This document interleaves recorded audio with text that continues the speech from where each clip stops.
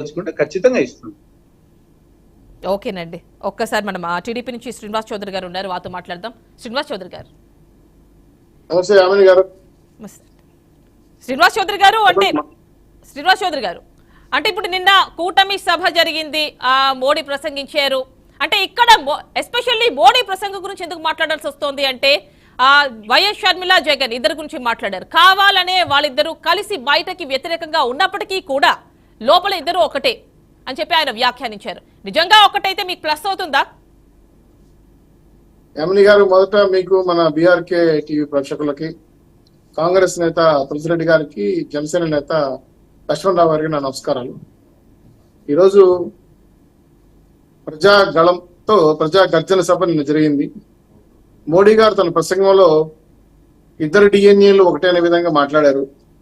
ఒక రకంగా చెప్పాలంటే కాంగ్రెస్ పార్టీ నుంచి ఎవరెవరు వచ్చారన్న పైన పెద్దలు తులసిరెడ్డి గారు చాలా క్లియర్ గా చెప్పారు.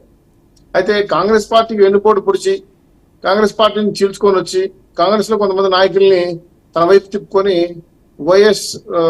వైఎస్ఆర్ పార్టీ అని ఆంధ్రాలో పెట్టారు జగన్మోహన్ రెడ్డి గారు. అది వైఎస్ఆర్ పార్టీయా, యువత రైతు శ్రామిక పార్టీయా, ఇంతవరకు ఎవరికి అర్థం కావడం, రిజిస్ట్రేషన్ కూడా గందరగోళంగా ఉంది. సరే, అయితే రాజశేఖర రెడ్డి గారి లెగసీ ఎవరిది అన్నప్పుడు రాజశేఖర రెడ్డి గారు బొమ్మను కూడా తీసేసిన జగన్మోహన్ రెడ్డి గారికి ఆ లెగసీ రాదు. సో ఇద్దరు చెల్లెళ్ళు ఈ లెంప ఆ లెంప వాయిస్తున్నారు కదా, మా నాయన చంపింది ఎవరు చెప్పాయా బాబు, మా చిన్నాన్న చంపింది ఎవరు చెప్పాయని సమాధానం లేదు. పైగా నాకన్నా ఎక్కువ పులివెందుల్లో పరిస్థితులు, అలాగే కడప జిల్లాలో పరిస్థితులు తులసికి బాగా తెలిసి ఉంటుంది. నాకు పక్క జిల్లా కాబట్టి నాకున్నంత వరకు, నాకున్న అవగాహన మేరకు కడప ఎంపీగా షర్మిల గారు పోటీ చేస్తారని వాయిస్ వినపడతాను. పోటీ చేస్తే మాత్రం ఖచ్చితంగా డిపాజిట్ కూడా తక్కువనే జగన్మోహన్ రెడ్డి గారు నా ఊహ. ఎందుకంటే ఆల్రెడీ ఆవిడ కాంగ్రెస్ పార్టీ పూర్వాశ్రమంలో ఉన్నటువంటి మిత్రులందరినీ కూడా కలుపుకునే విధంగా ప్రవర్తిస్తాను. గతంలో వాళ్ళ ఓట్ బ్యాంకు ఎస్టీసీ కావచ్చు, ముస్లింస్ కావచ్చు, క్రిస్టియన్స్ కావచ్చు, వాళ్ళ వైపు తిప్పుకోవడానికి అనేక రకాల ప్రసంగాల్లో మాట్లాడే సందర్భాలు చూస్తే కాంగ్రెస్ లో ఉన్నటువంటి మిత్రులకి కొంత ఊపునివ్వచ్చు. వైఎస్ఆర్సీపీ పార్టీలో ఉండి ఇప్పుడు ఓటమి అంచుల్లోకి వెళ్ళిపోయిన జగన్మోహన్ రెడ్డి గారి చుట్టూ ఉన్నటువంటి పాత కాంగ్రెస్ నాయకులు షర్మిల వైపు చూస్తున్నారు. సో సమయం కోసం ఎదురు చూస్తున్నారు. ఖచ్చితంగా కొంతమంది వెళ్ళారు, కొంతమంది మాట్లాడుకుంటున్నారు, కొంతమందిని ఆవిడ ఇష్టం ఉన్న మేరకు తీసుకున్నట్టు కూడా అనిపిస్తా ఉంది. అయితే ఏదైతేనేమి మన రాయలసీమ గారు కానీ ఆంధ్రప్రదేశ్ లో కాంగ్రెస్ కి కొంచెం ఊతాన్ని ఇచ్చారు. రాజశేఖర రెడ్డి గారి లెగసీ నేను ముందుకు తీసుకెళ్తానని ఆలోచనతో ఆవిడ ముందుకెళ్తాను. నిన్న విశాఖపట్నంలో కూడా సభ బాగానే నిర్వహించారు. కానీ రాష్ట్రంలో వాళ్ళు టార్గెట్ ఏ సంవత్సరం పెట్టుకుంటారు, 29, 30, 44 నాకు తెలియదు. కానీ ఒక రకంగా చెప్పాలంటే జగన్మోహన్ రెడ్డి గారు ఇద్దరు చెల్లెళ్ళ ప్రశ్నలకి ఉక్కిరి బిక్కిరయ్యి తలపట్టుకుంటున్నాడు. సరే, మోడీ గారు ఏమంటున్నారు, ఆయన దేశవ్యాప్తంగా ఉన్నటువంటి ఎన్డీఏ ప్రభుత్వం అధికారులు రావాలి కాబట్టి వారు ఎన్డీని ఆశీర్వదించండి, కాంగ్రెస్ పార్టీ నుంచి వచ్చిన ఒక పార్టీలే కాబట్టి వాళ్ళు కాంగ్రెస్ వాళ్ళని చెప్పారు. అందులో నిజమే కదా, అబద్ధం చెప్పాల్సిన అవసరం ఉంది. కాకపోతే జగన్మోహన్ రెడ్డి గారు పార్టీని తయారు చేయలే, పార్టీ నాయకుల కింద నుంచి తయారు చేసి పార్టీని పెట్టి శాఖలు ఏర్పాటు చేసి కార్యకర్తల నాయకులు ఉండేలా. అంటే ఇక్కడ క్లారిటీ మిస్ అవుతుంది కదండి శ్రీనివాస్ చౌదరి గారు. మీ అధినేత అంటే చంద్రబాబు నాయుడు మాట్లాడేది ఎలా ఉందంటే ఆయన ఏవైతే జగన్మోహన్ రెడ్డి వ్యాఖ్యలు చేస్తున్నారో లేదంటే వైసీపీ వ్యాఖ్యలు ఏవైతే ఉన్నాయో అవన్నిటిపైన వైఎస్ షర్మిలపై ఒకంత సానుభూతి వ్యాఖ్యలు చేస్తున్నారు మీరు. ఇక్కడ చూసినట్లయితే నిన్న సభలో మోడీ ఆయనేమో వేరే విధంగా ఉన్నాయి వ్యాఖ్యలు, ఇద్దరు ఒకటే అంటున్నారు. అంటే ఇద్దరు ఒకటే అయినప్పుడు రెండింటికి పరస్పరం కాంట్రాస్ట్ గా ఉన్నాయి. మాకేమి మేము ప్రతిపక్ష పార్టీలమ్మా, వాళ్ళ అధికార పక్షంలో వైఎస్ఆర్ కూటమిలో ఉన్న మీ ఇద్దరికి భిన్నాభిప్రాయాలు ఉంటే ఒక కూటమిలో ఉన్నప్పుడు మరి క్షేత్ర స్థాయిలో ఉన్న శ్రేణుల పరిస్థితి ఏంటి? కన్ఫ్యూజ్ అయ్యే అవకాశం ఉంది. మాకు బీజేపీ, తెలుగుదేశం, జనసేన కూటమిలో మాకు ఎటువంటి భేదాభిప్రాయాలు లేవు. ముగ్గురు ఏం మాట మాట్లాడినా ఒక మాట మాడతారు. నేను అడిగే అంశం ఏంటంటే చెల్లెళ్ళిద్దరిని అన్యాయం చేసిన జగన్మోహన్ రెడ్డి గారు ఆయన నమ్మకుండా మళ్ళీ వైఎస్ఆర్సీపీ పార్టీ కాంగ్రెస్ పాత కాంగ్రెస్ అంతా షర్మిల వైపు వస్తున్నారు. రెండు వాళ్ళేసే ప్రశ్నలకి ఈయన జగన్మోహన్ రెడ్డి గారు సమాధానం చెప్పలేకపోతున్నాడు. పైగా కాంగ్రెస్ పార్టీ నుంచి వచ్చారని మోడీ గారు అన్నారు. వాస్తవమే కదా, మోడీ కాంగ్రెస్ పార్టీ ఉన్నోళ్ళే వాళ్ళందరూ. కాబట్టి దాని నుంచి మేము మాట్లాడాల్సిన అవసరం కూడా లేదనుకుంటాను. రేపు మాకు ప్రధానంగా మా ముందున్న కర్తవ్యం చాలా పెద్దది. ఖచ్చితంగా షర్మిల గారు, సునీతారెడ్డి గారు వాళ్ళు కడపలో ఏడాది పోటీ చేస్తారు, వాళ్ళ కాంగ్రెస్ నాయకులు తెలియాలి, అవన్నీ నాకు పెద్దగా అవగాహన లేదు. కాకపోతే మేమైతే ఖచ్చితంగా చెల్లి వదిలిన బాణం, అన్నదిన బాణం ఆయనకి తిరిగి గుచ్చుకునే పరిస్థితి ఏర్పడతా ఉంది. పూర్తి స్థాయిలో రాష్ట్రంలో చెల్లెలకి న్యాయం చేయలేని జగన్మోహన్ రెడ్డి గారు రాష్ట్రానికి న్యాయం చేస్తారని క్వశ్చన్. రెండు పెద్ద ఎత్తున కడప జిల్లాలో కూడా అభివృద్ధి అంతంత మాత్రం విషయం పైన చాలా క్లియర్ గా పెద్దలు తులసిరెడ్డి గారు తెలిసే విషయం మళ్ళీ నేను చెప్పక్కర్లా. అనేక విషయాలపైన రాష్ట్రం దివాలా తీసిపోయింది. సో వీటన్నా చెప్తున్నా, జాబ్ కార్డు విషయం కానీ, అలాగే రాష్ట్రంలో ల్యాండ్ శాండ్ మైన్ విషయం, మద్యం విషయం కానీ చాలా విషయాలపైన ప్రశ్నిస్తున్నారు. వాళ్ళ నాన్నగారు చిన్నగా చనిపోయిన విషయం పైన ఏ విషయానికి సమాధానం లేదు. 5 ఏళ్లు పరిపాలించారు జగన్మోహన్ రెడ్డి గారు. వచ్చి ప్రెస్ ముందు ఎప్పుడుకొని మీలాంటి జర్నలిస్ట్ ముందు 4th షర్ట్ ముందు కనీసం నేను 5 ఏళ్ళు సాధించాను, ఇది సాధించలేకపోయినా సవాల్ చేసి నిలబడే స్థాయిలో కూడా లేదు కదా. కనీసం ప్రెస్ మీట్ పెట్టే ధైర్యం దమ్ము కూడా లేదు వైఎస్ఆర్ పార్టీ నాయకులకి. వీళ్ళు దమ్ముల గురించి ధైర్యం గురించి మాట్లాడుతున్నారు ప్రజల్లోకి వచ్చి. నేను చూసాను సిద్ధం సభలో బ్లూ మ్యాట్ వేసుకొని గ్రీన్ మ్యాట్ వేసుకొని గ్రాఫిక్స్ చేస్తున్నారు జనాలు రాకపోయే కొద్దికి. కానీ ఈ రోజు చిలకలూరుపేట సభ బ్రహ్మాండ సక్సెస్ అయింది. దాంతోనే జగన్మోహన్ రెడ్డి గారు నేను ఓడిపోయానని అంగీకరిస్తున్నారు.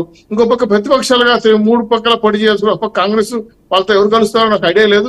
మేము ముగ్గురు పార్టీగా కామెంట్ చేస్తున్నారు కదండి శ్రీనివాస్ చౌదరి గారు. వాళ్ళు ఏమంటున్నారు, నిన్న కూటమికి వచ్చిన ప్రజలే చెప్తున్నారు కూటమి ఎంత సక్సెస్ అయిందో అని వాళ్ళు కామెంట్ చేస్తున్నారు.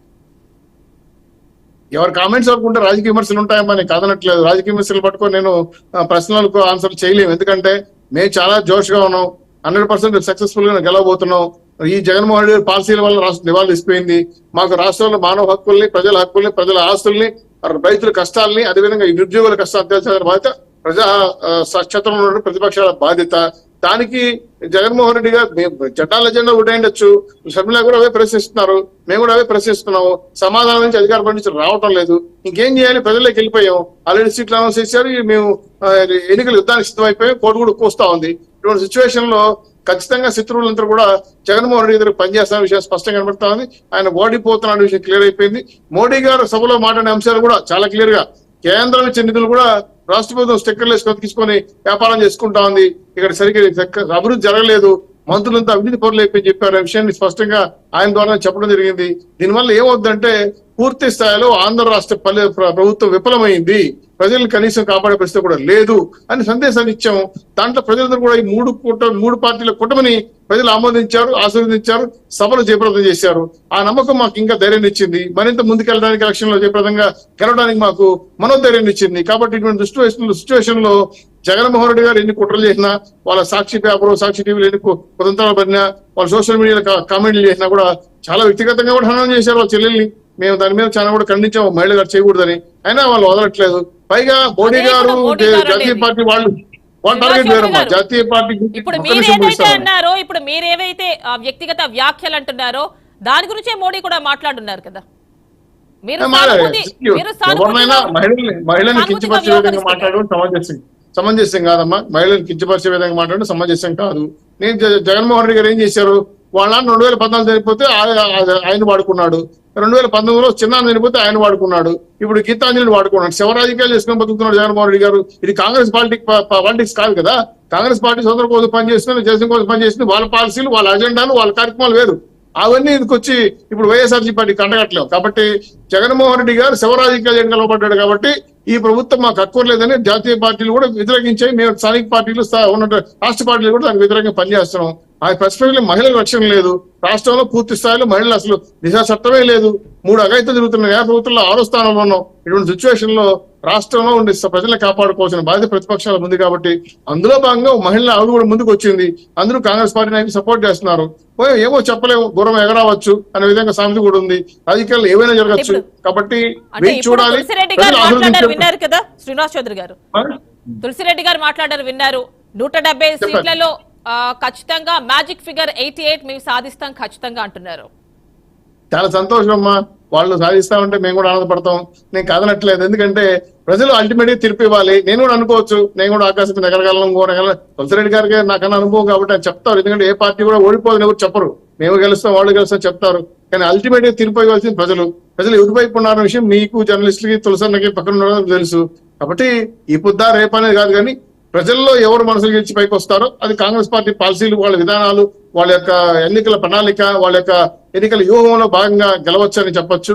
కానీ నిన్న రేవంత్ రెడ్డి గారు ఏదో 20 ఎమ్మెల్యే సీట్లు చెప్పారు, సంఖ్య చెప్పారు. నాకు పెద్దగా అవగాహన లేదు. సబ్జెక్టివ్ కరెక్షన్ అవి మాకు ఇవ్వండి, మేము ఖచ్చితంగా స్టీల్ ప్లాంట్ ని కూడా కాపాడతామని చెప్పిన మాట కూడా విన్నాను.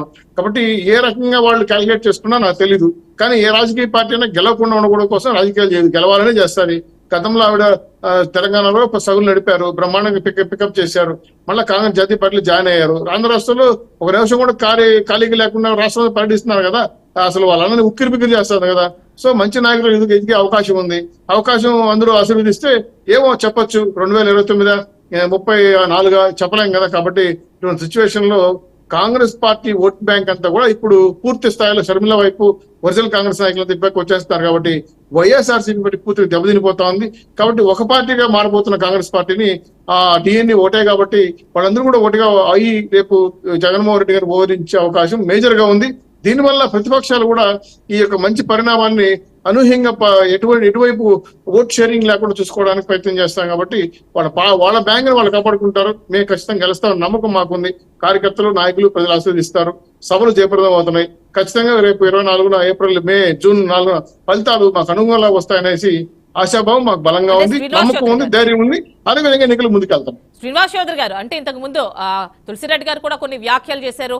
ఆయన చేయడం అనే కాదు, ఎప్పటి నుంచో కాంగ్రెస్ పార్టీ నుంచే వచ్చారు మొత్తం అంతా, తర్వాత వచ్చినాయి పార్టీలన్నీ కూడా. మరి అలాంటి సందర్భంలో రేవంత్ రెడ్డి కూడా అక్కడి నుంచే వచ్చారు, చంద్రబాబు నాయుడు కూడా అక్కడి నుంచే వచ్చారు. అయితే మొన్న స్టీల్ ప్లాంట్ లో ఆయన ఆ సభలో, కాంగ్రెస్ సభలో ఆయన చేసిన వ్యాఖ్యల్లో గెలుస్తాము అని ఆయన ఎక్కడ చెప్పలేదు. కాకపోతే ప్రశ్నించే గళం ఉండాలి అని మాత్రం ఖచ్చితంగా ఆయన మాట్లాడారు. అంటే ఇంతకుముందు తులసిరెడ్డి గారు ఏమంటారంటే అంటే అది స్టీల్ ప్లాంట్ కి సంబంధించి ఆ కాంటెక్స్ట్ లో మాట్లాడారు రేవంత్ రెడ్డి అంటున్నారు. అంటే మీరేమంటారు, అంటే ఎవరిని గెలిపించాలి అన్న ఉద్దేశంలో ఆ కామెంట్స్ చేశారు? నేను ఇంకో పాయింట్ కూడా చెప్పదలుచుకున్నా. తులసన్నకు కూడా అకౌంట్స్ తెలుసు అనుకుంటా. బహుశా జనసేన, తెలుగుదేశం పార్టీ నాయకుల మీద ఒక 70,000 కేసులు పెట్టారు. అంటే ప్రశ్నించకూడదు. కాంగ్రెస్ పార్టీ వాళ్ళు ప్రశ్నిస్తే కూడా మన షర్మిల గారిని కూడా ఎత్తి బలవంతంగా గాయాలయ్యే విధంగా ఎత్తి వాళ్ళ జైల్లో పెట్టారు. ఎంత ఘోరంగా ఉందండి ఈ రాష్ట్రంలో. ఎవరిని ప్రశ్నించకూడదు, ఎవరిని ఏ సమస్య అడగకూడదు. వాళ్ళు చేసిన పనులు, వాళ్ళు వేసిన భారాన్ని భరించాలి మౌనంగా. తిరగబడితే నోటీసులు, కేసులు, జైళ్లు, అదేవిధంగా హౌస్ అరెస్టులు. కాబట్టి ఒక రకంగా చెప్పాలంటే నియంత్రిత పరిపాలన జరుగుతుంది ఆంధ్ర రాష్ట్రంలో. దీని మీద ప్రశ్నించాలంటే భయాందోళన, ప్రతిపక్షాలని భయగొల్పిస్తున్నారు. మాట్లాడితే పోలీసులు వస్తారు, కొడతారు. రఘురామకృష్ణరాజు ఎంపీకే దిక్కు లేదు, ఎమ్మెల్యేలకే దిక్కు లేదు. అధికారులే ఈ రోజు 247 కేసులు ఓడిపోయి ఐఏఎస్, ఐపీఎస్, డీజీపీలు కోర్టు మెట్లకి శిక్షలు వేసుకుంటున్నారు, పెనాల్టీ కట్టుకుంటున్నారు. ఇంత దుర్మార్గమైన పరిపాలనలో సామాన్య ప్రజలకి దిక్కు అంతెందుకమ్మా. జగన్మోహన్ రెడ్డి గారు చిన్నగా చనిపోయారు. ఎవరు చంపారు? హూకిల్డ్ బాబాయ్, సమాధానం లేదు. అదేవిధంగా సుధాకర్ మాస్కులు ఇవ్వమని చెప్పి చంపేశారు. అదేవిధంగా అనంతబాబు డ్రైవర్ అర్జున్ దళితుడు ఏదో మాట్లాడేదానికి చంపించి డోర్ డెలివరీ ఇచ్చాడు. మా జిల్లాలో శిరోమండలం చేశారు దళితుల మీద. ఎస్టీ, ఎస్సీ, బీసీ మైనార్టీ అందరి మీద దళ్లే కదా. కాబట్టి సిచ్యువేషన్ లో సామాన్యుడు బయటకు వచ్చి మాట్లాడే పరిస్థితి లేదు. ఈ నియంత్రిత పరిపాలన పోవాలనే ఉద్దేశంతోనే ఆ మాటలు ప్రస్తావన డిస్కస్ చేయింది. కాబట్టి తులసిరెడ్డి గారి గురించి ఆ విషయం ఎవరు ప్రశ్నించినా, రేవంత్ రెడ్డి గారు ప్రశ్నించినా, అమెరికాలో ఉన్న ప్రశ్నించినా కేసులు రాస్తున్నారు నుంచి. కాబట్టి ఇటువంటి సిచ్యువేషన్ లో ఈ రాజుని మార్చాల్సిన, ఈ తుగలక్ రాజుని మార్చాల్సిన బాధ్యత ప్రతిపక్షాలకు ఉంది.